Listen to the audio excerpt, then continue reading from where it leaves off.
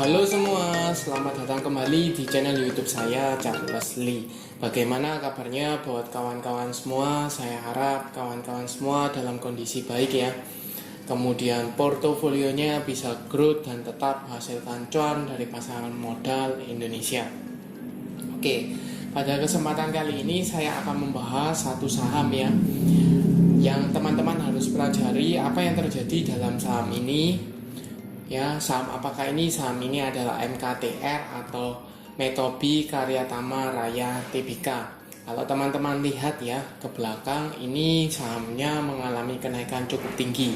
Kemudian keluar peringatan atau unusual market ya, itu atau UMA. Nah, apa yang harus dilakukan buat teman-teman yang sudah punya? Kemudian apakah masih bisa entry untuk saham MKTR-nya? Ya, jadi pastikan teman-teman tonton video ini karena saya atau kami akan membuat atau menganalisa MKTR ini lebih dalam ya. Oke, kita lanjut ke pembahasannya ya. Yang pertama kita cek beritanya ya melalui Bursa Efek Indonesia. Ini jelas dijelaskan bahwa MKTR atau Metobi Karyatama Raya Tbk, MKTR-nya itu kena UMA ya, unusual market ya. Dalam UMA-nya dijelaskan bahwa BEI ini memberikan cooling down waktu untuk investor ya menanggapi pemberitaannya, apakah ada corporate action atau apakah ada informasi dari perusahaannya sendiri sehingga mempengaruhi perilaku dari marketnya sendiri ya. Ternyata kalau dilihat ini UMA-nya tanggal 6 Maret ya, 6 Maret 2023. Nah, per video ini dibuat MKTR ini terkena UMA ya, terkena UMA, kena suspend ya 1 hari, itu bertepatan tanggal 10 Maret 2023 ya. Tanggal 10-nya dia berhenti. Nah, tetapi kalau dilihat dari tanggal 9-nya dia mengalami kenaikan cukup tinggi ya, 19%-an seperti itu. Nah, pertanyaannya adalah buat teman-teman yang mungkin sudah punya saham MKTR atau Metobi Karyatama Raya Tbk ini, apa yang harus dilakukan setelah kenaikan harganya cukup tinggi, kemudian ada pemberitaan atau ada keputusan untuk UMA.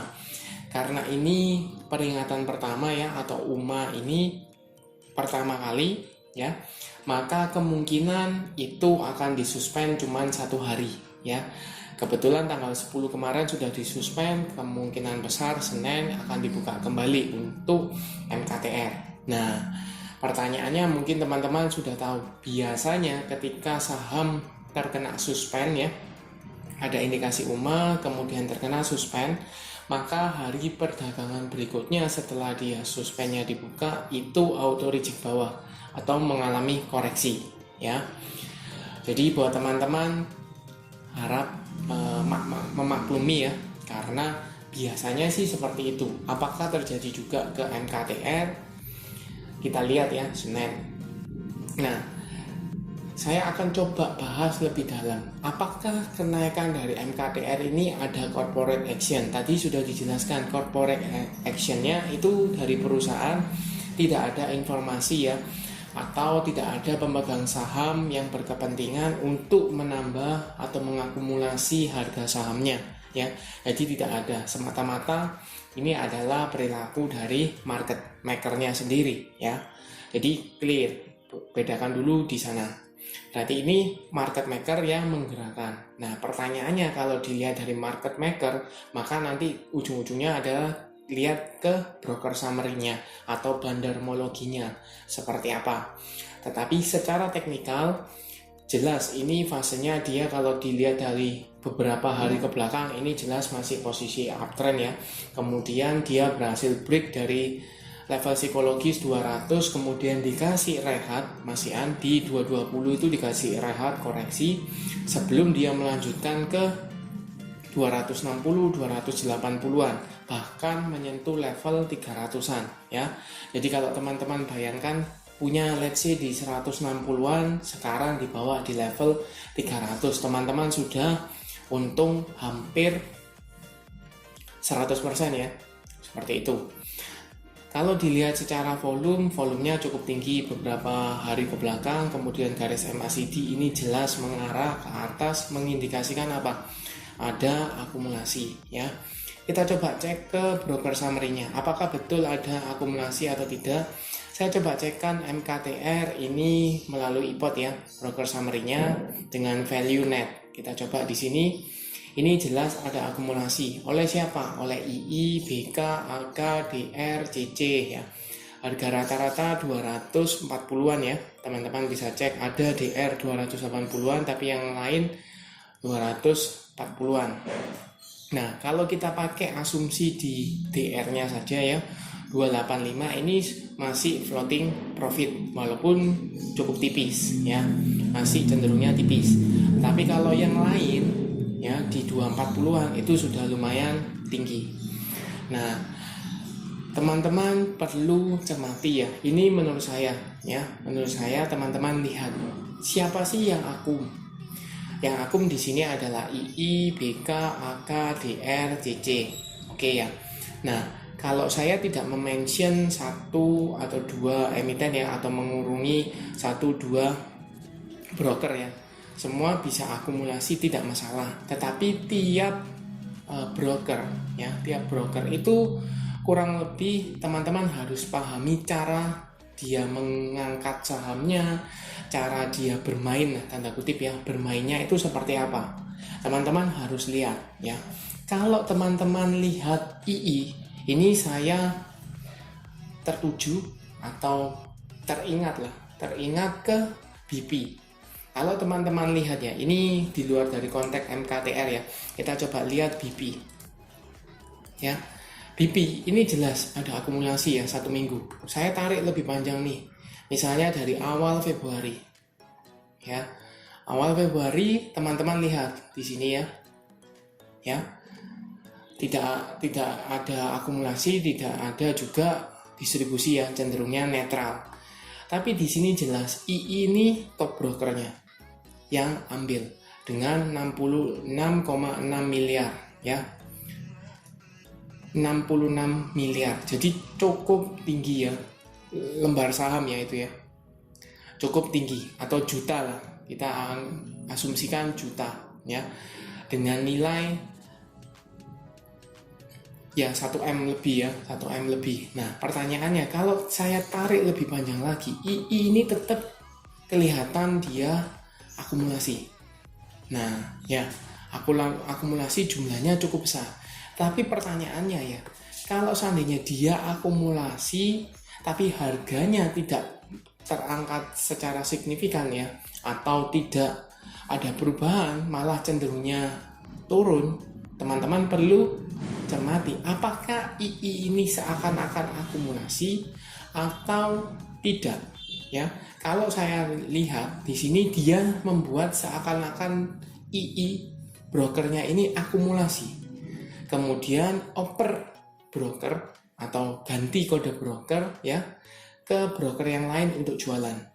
Kalau saya lihat di sini ya, analisa saya, kalau buat teman-teman bisa koreksi kalau seandainya saya salah ya, itu pakainya apa? CP, XA ya, TS, ngopernya ke sana ya. Apakah betul? Kita coba cek. Di sini kan jelas ya, ada CP, TS, XA ya. Kita lihat juga di MKTR. Tidak usah jauh-jauh, 1 minggu kemarin aja ya, MKTR. Kita lihat 1 minggu kemarin aja ya. Kita coba cek di sini tanggal 6 sampai dengan tanggal 10. Di sini jelas ya, ada akumulasi nih II. Tapi TS, CP ya, FS itu ya ada ya. Di sini jelas bahwa seperti BP ya. Kalau II akumulasi, TS jual, CP jual.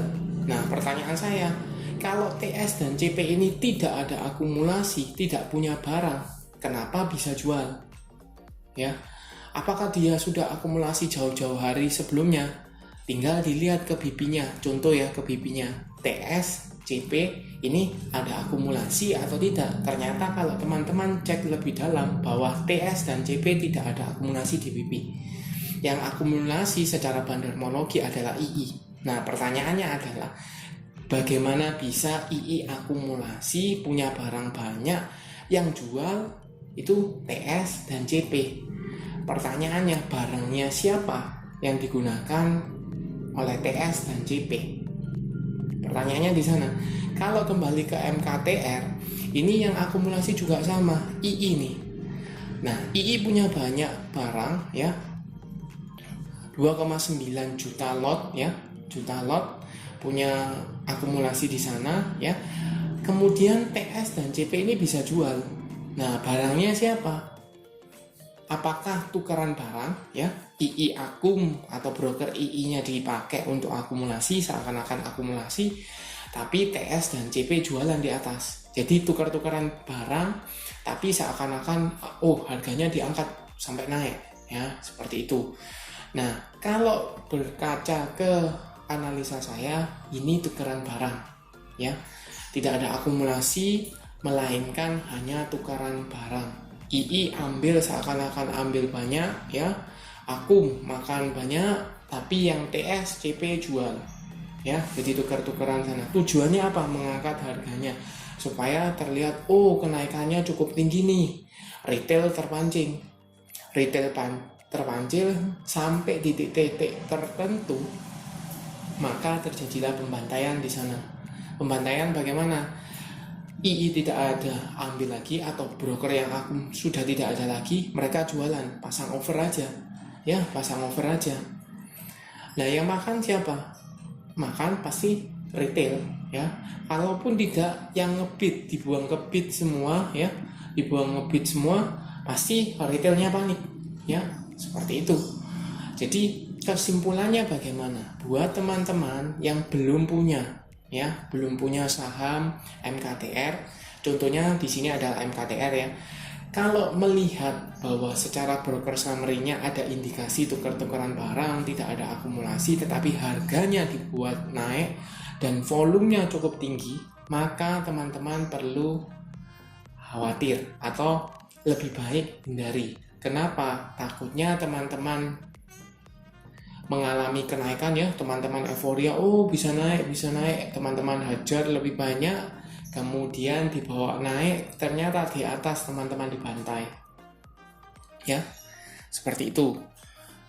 Apakah MKTR ini jelek? Belum tentu ya, sekali lagi belum tentu. Kenapa? Saya tidak mendalami secara fundamentalnya MKTR-nya ya, saya tidak mendalami, tetapi kalau dilihat belajar dari pengalaman BP, teman-teman pernah cek ya, atau bisa cek video saya pembahasan untuk saham BP, ada indikasi akumulasi panjang, akumulasi masif, tetapi yang aneh kenapa beberapa broker ya yang terindikasi itu bisa jualan, barangnya dari mana? Itu saya sempat buatkan videonya, buat teman-teman silahkan cari di playlist ya, playlist itu pasti ada ya, pembahasan untuk BP, teman-teman bisa cek.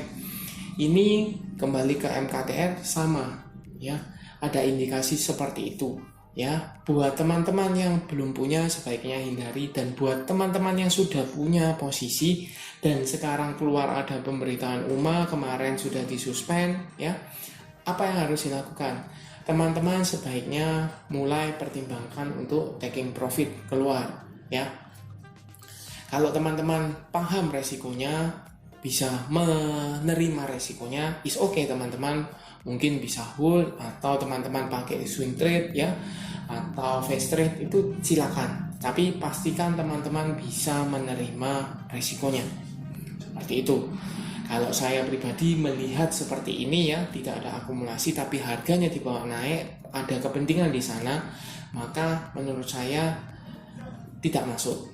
Ya, tidak layak untuk di entry. Walaupun nanti dibawa naik, let's say misalnya dari 160-an ke level 300-an sudah naik hampir 100%. Oke. It's okay, nggak masalah. Saya lebih baik saya amankan modal daripada saya mengejar. Nah, pertanyaannya buat teman-teman yang sekedar Berpikir saja, bagaimana kalau sebaliknya? Ya, kalau sekarang kan misalnya teman-teman entry kemudian dibawa naik 300 kan untung nih Pak, 100%. Let's say jelek-jelekan aja 70-80%, kan sayang gitu loh. Di saham apa yang bisa 70-80% dalam beberapa hari atau dalam 1-2 minggu, ya seperti itu. Tetapi kalau seandainya dibalik, teman-teman tidak tahu ya, teman-teman euforia nih, oh sahamnya ini naik, uptrend, keluar pemberitaan, oh ini gini, kinerjanya bagus, bla bla bla. Tapi yang akumulasi ini ternyata sudah pasang jualan, teman-teman retail baru tahu, baru cermati karena masuk top gainer, ya top volume, top frekuensi seperti itu, teman-teman langsung hajar tanpa tahu dasar teknikalnya, dasar bandarmologinya, teman-teman hajar, maka teman-teman nyangkut di atas. Nah, kalau nyangkut di atas, bagaimana cara bisa keluarnya kalau tidak ada yang nampung barangnya? Kemudian bayangkan juga kalau seandainya teman-teman beli di 300, kemudian turun sampai di 200 lah. Seperti halnya di sini ya. Belinya misalnya di 130, dibawa sampai di 180-an, hampir 50%-an ya. Kemudian perlahan-lahan turun sampai kembali ke mendekati 130-an. Ya, harus bagaimana? Seperti itu. Ya, teman-teman harus berpikirnya amankan dulu modalnya. Kalau memang teman-teman bisa menerima resikonya, teman-teman bisa entry. Is okay, tidak masalah. Apakah teman-teman sependapat? Feel free for comment ya. Terima kasih sudah menonton sampai akhir. Jangan lupa like, share, dan subscribe channel YouTube saya. Dan nantikan video analisa saham berikutnya. Sampai